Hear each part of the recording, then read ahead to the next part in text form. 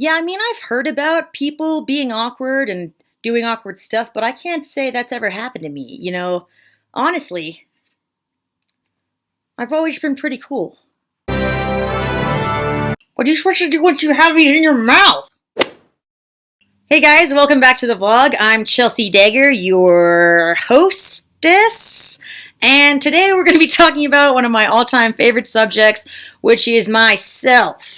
And also awkwardness, because as you will soon come to learn, those two topics are inextricably, I was right the first time, tied together. So buckle up, put on your seatbelt if you're watching this in a car. Otherwise, sit regularly, and let's get started with a countdown of some of my most awkward moments. Something awkward I do all the time is I'll stalk a crush that I have on Facebook, even though we're not Facebook friends.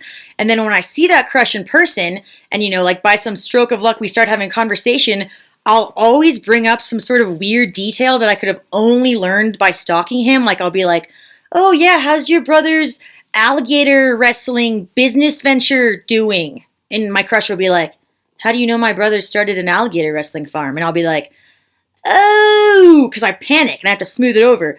"The thing is, me and your brother had met at the grocery store because we were looking for apples." And then sometimes I'll just start to sing it. "And there weren't any apples, so we started talking about alligators." And at that point, my crush is generally making the face that I'm pretty sure you're making right now, which is just one of like total abject terror, sort of like a... So yeah, I mean, so far, none of those crushes have taken that situation and then turned into like, "Would you like to escort me to dinner?" and then possibly dancing. But I feel like that's on the horizon for me, Enough of those creepy details that you drop into a casual conversation, and one day, you've got yourself a forever Facebook official boyfriend.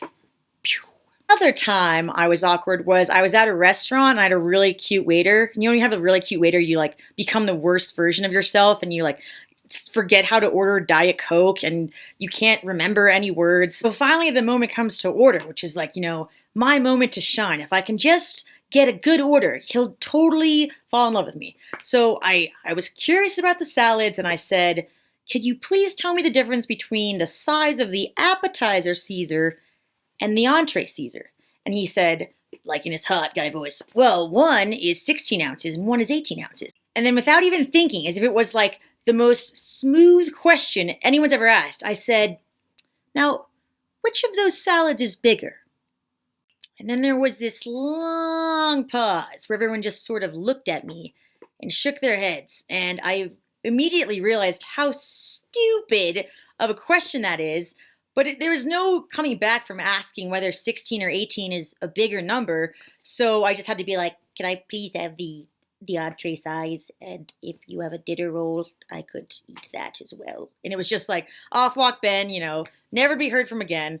Another time I was awkward was when Sparklife sent me to interview Chris Hemsworth, who is probably the most attractive person on the planet. And I couldn't stop saying the word barf in front of him. Like he was like, "Oh, Chelsea, like, this is me. I am wearing a white t-shirt. I smell like maple syrup. What's your name?" And I was like, "Sometimes I barf a lot." I just kept saying that over and over. But fortunately, the point of this video is not to relive the worst moments of my life. The point is actually to talk about how being awkward isn't that bad and it's really not that big of a deal. And literally almost every single person on the planet is awkward, and you might feel like you're all alone in your awkwardness, but you're really, really not. If you think about it, some of the coolest people in the world are awkward. Take Jennifer Lawrence. She is amazing. She's like gorgeous and she's so funny. Her hair is cool. Like she's literally like my all-time girl crush extraordinaire. But she is so awkward, guys. She is like an awkward son of a gun. She's always like tripping in fancy dresses and saying ridiculous stuff and like making weird faces. But it's awesome because she's so confident about it. And I think as long as you're confident and you have a good sense of humor, it doesn't matter how awkward you are. It really doesn't, I promise. Another awkward person we all know and love? Harry Potter. Harry Potter is so awkward. Like, remember when Harry Potter tried to ask anyone ever on any type of date or just like a friend hangout? Like he'd be like, "Cho Chang, I've loved you for my entire life, and all I thought about was you under that cupboard. And I know you miss is Cedric, and I miss him too. I miss him so much. So if we've got Jennifer Lawrence and Harry Potter on the awkward side, we're totally golden. Like, basically, everyone can just be as awkward as they already are, keep being awkward, and one day you're probably going to win like an Academy Award and become the wealthiest wizard ever. Or whatever else Harry Potter got. I was under the impression he was just like showered with money. Although, why do wizards even need money is another question I have.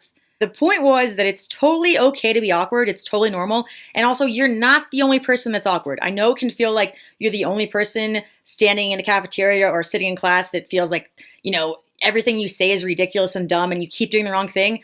I guarantee you that 75% of the class feels like that, and the other 25%, I have no idea what's going on in their heads. But if we could figure that out, we'd be the richest wizards in the world.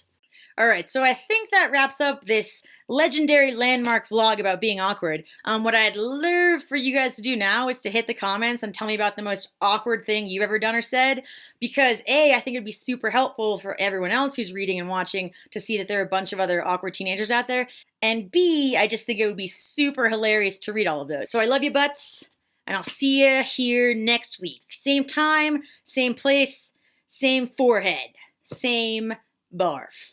Same really torturous ending where I did not think of an ending in advance, so I just keep saying stuff and hoping that the camera somehow fades to black. Are we going through a tunnel? I don't know how to turn this off without...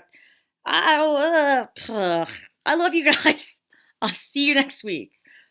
Goodbye. I'm serious. I'm turning it off now. Goodbye. Another awkward thing that happened to me in high school was I was running for the bus and I ended up tripping and falling down a flight of stairs and landing on my back so that my backpack was squished beneath me. And somehow during the tumble, which was quite lengthy, it was like 18 stairs, my ham sandwich, like that was left over from lunch, had flown out of my backpack and landed like open-faced next to me on the floor.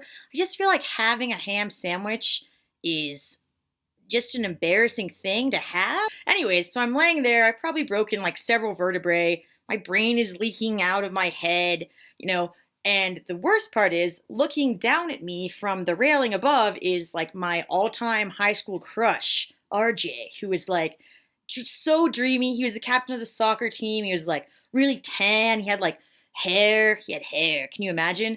And he was staring down at me, and I kept thinking, any second now he's gonna show some sort of concern or say like, are you okay? Or do you want to go to prom with me and be my forever girlfriend? But instead, his friends came over, so it was like the whole soccer team was looking down at me, and I was making like some sort of face like this, except like way, way worse. And I was like covered in ham and sweating probably. And he said to his friends, "That girl just fell down so many stairs, dudes." Yeah, and then I just sort of continued to lie there for a while until I had to get up because people were having to like step over me and around the ham sandwich. And I had to catch my bus. So yeah, I'd say that was my favorite day of high school, definitely.